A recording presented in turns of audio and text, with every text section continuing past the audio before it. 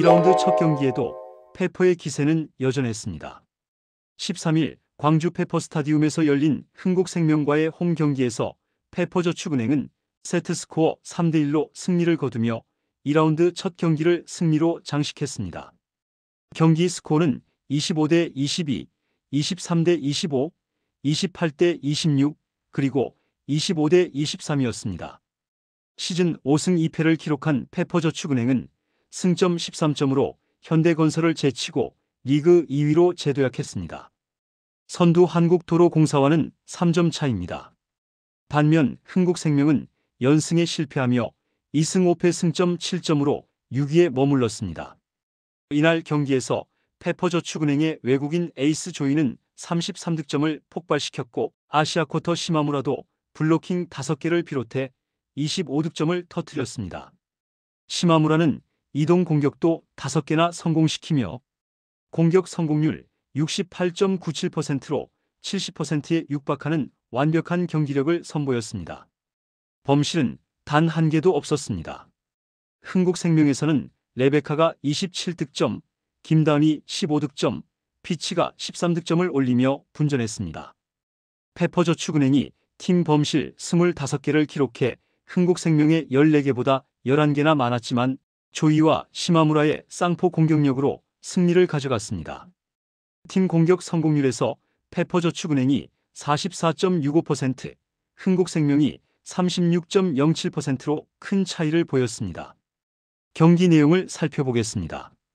1세트, 흥국생명이 초반 분위기를 가져갔습니다. 7대7에서 박민지의 퀵오픈과 조이의 공격 범실로 주도권을 잡았고 14대13에서 레베카의 연속 득점으로 흐름을 이어갔습니다. 14대18로 밀리던 페퍼저축은행은 조이의 3연속 득점에 시마무라의 속공까지 더해지며 동점에 성공했습니다. 이어 18대19에서 조이의 퀵오픈과 시마무라의 속공으로 역전에 성공했습니다.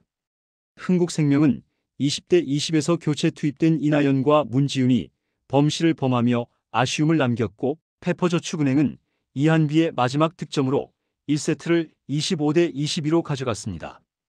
2세트는 흥국생명이 가져갔습니다. 페퍼저축은행이 20점 고지를 먼저 밟았지만 흥국생명은 19대20에서 박은서의 서브 범실을 시작으로 레베카의 공격 득점으로 역전에 성공했습니다. 김수지가 조이의 공격을 블로킹했고 레베카의 퀵오픈이 터지며 23대20으로 달아났습니다. 23대24에서 조이의 서브 범실로 흥국생명이 2세트를 가져갔습니다. 3세트는 이날 경기의 하이라이트였습니다. 14대14 동점에서 흥국생명이 피치의 블로킹과 공격 득점, 김다은의 연속 득점으로 18대14로 앞서 나갔습니다. 흥국생명이 24대22 세트 포인트에 먼저 도달했습니다. 하지만 페퍼저축은행은 포기하지 않았습니다.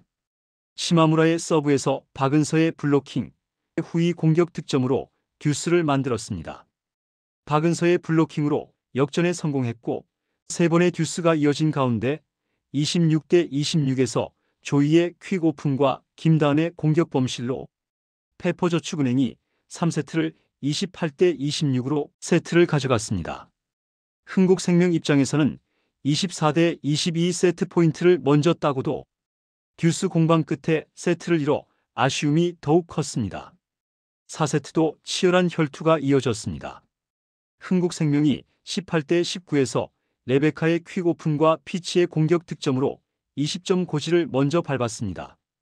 하지만 페퍼저축은행은 조이와 시마무라의 연속 득점으로 재역전에 성공했고 시마무라의 시간차 공격과 조이의 후위 공격으로 점수차를 벌렸습니다. 페퍼저축은행은 시마무라의 마지막 득점으로 경기를 25대23 승리로 마무리 지었습니다. 이번 승리로 페퍼저축은행은 올 시즌 홈 사전 전승에 성공했습니다. 더욱 주목할 점은 페퍼저축은행이 달라졌다는 것입니다. 지난 4시즌 동안 페퍼저축은행은 잘 풀려가던 경기에서도 범실 남발과 뒷심 부족, 심리적 압박감을 이겨내지 못하고 패배하는 경우가 많았습니다. 또한 아쉬운 결과 후에는 연패로 이어지는 경우도 많았습니다. 하지만 올 시즌의 페퍼저축은행은 완전히 달라졌습니다.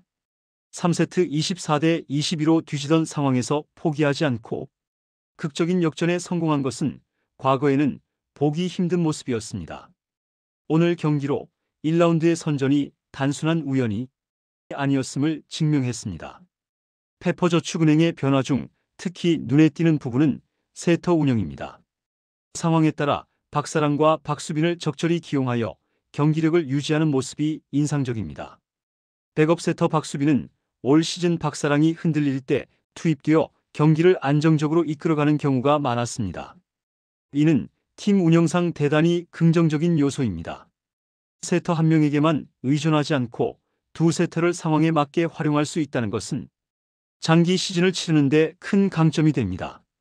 오늘 경기에서도 조이와 시마무라의 맹활약이 돋보였습니다. 조이는 양팀 통틀어 33득점으로 최다 득점을 올렸지만 범실 12개로 불안한 모습도 함께 보여주었습니다. 반면 시마무라는 미들 블로커로서는 보기 드물게 25득점에 다득점을 올렸습니다. 시마무라는 블로킹 5개와 이동 공격 5개를 성공시키며 공수 양면에서 완벽한 모습을 보여줬습니다. 범실 없는 완벽한 경기력을 보여주며 순도 높은 활약을 펼쳐 팀 승리의 수훈 선수가 되었습니다. 지금까지 외국인 선수들의 활약에 아쉬움이 컸던 페퍼저축은행으로서는 올 시즌 조이와 시마무라의 활약이 순위 도약에 큰 힘이 되고 있습니다. 특히 시마무라는 올 시즌 최고의 아시아 쿼터 선수로 손꼽히며 페퍼저축은행 돌풍의 중심에 서 있습니다. 한편 흥국생명은 아쉬운 패배를 기록했지만 긍정적인 요소도 있습니다. 레베카의 경기력이 갈수록 살아나고 있습니다. 27득점을 기록한 레베카는 개막전 활약 이후 기복 있는 모습을 보였으나 점차 팀의 에이스로 자리 잡아가고 있습니다. 미들 블로커 피치도 컨디션을 거의 회복한 모습을 보여주고 있습니다. 다만 미들 블로커 이다현의 새끼손가락 부상은 흥국으로서 아쉬운 대목입니다. 장기 치료가 필요한 부상은 아닌 것으로 보이지만 매 경기가 중요한 상황에서 베스트 전력을 꾸리지 못하는 흥국생명의 입장에서는 답답한 상황입니다. 페퍼저축은행은 이번 승리로 2위에 올라서며 올 시즌 강력한 다크호스로 떠오르고 있습니다.